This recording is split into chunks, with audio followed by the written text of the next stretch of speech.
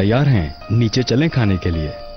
हम तैयार हुए थे लेकिन बच्चियां बहुत थक गई थीं तो सो गई हैं। हाय अल्लाह।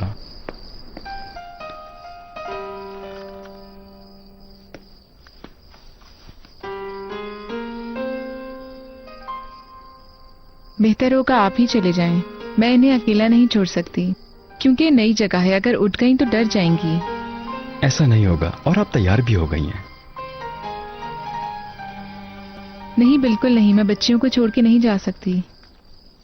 अगर आप खाने के लिए नहीं जा रही तो हम खाना यहीं मंगवा लेते हैं।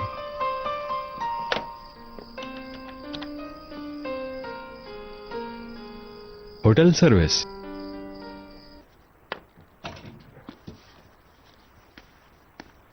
हमने छुट्टी प्लान तो नहीं की थी लेकिन फिर भी अच्छी गुजर गई है। बाजी, मुझे आप पर यकीन नहीं आता। आपका शौहर किसी और औरत के साथ छुट्टी पर गया है और आप कह रही हैं अच्छा है। ईके किसी औरत के साथ छुट्टी पर नहीं गया, वो बच्चों के साथ गया है। ज़ैनब तो बच्चों की देखभाल के लिए गई है। ये तो वही बात हो गई ना कि आधा गिलास भरा है आधा खाली है।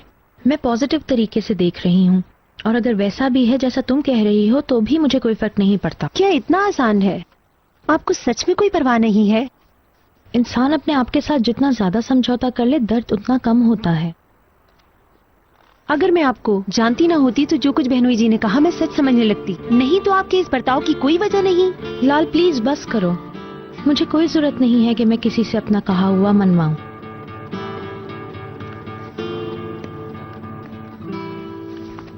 बाजी, मैं तो आपको ये समझाना चाहती हूँ कि आप बिल्कुल अकेली नहीं हैं।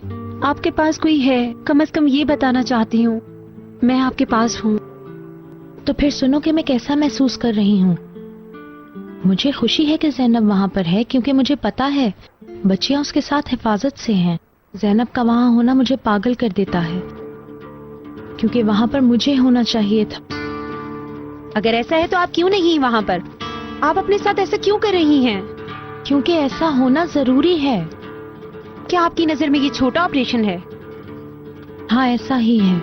मुझसे झूठ मत बोलें, मैंने आतिश से बात की है।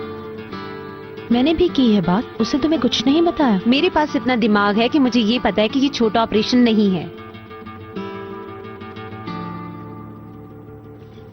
बाजी, क्या हो रहा है ये?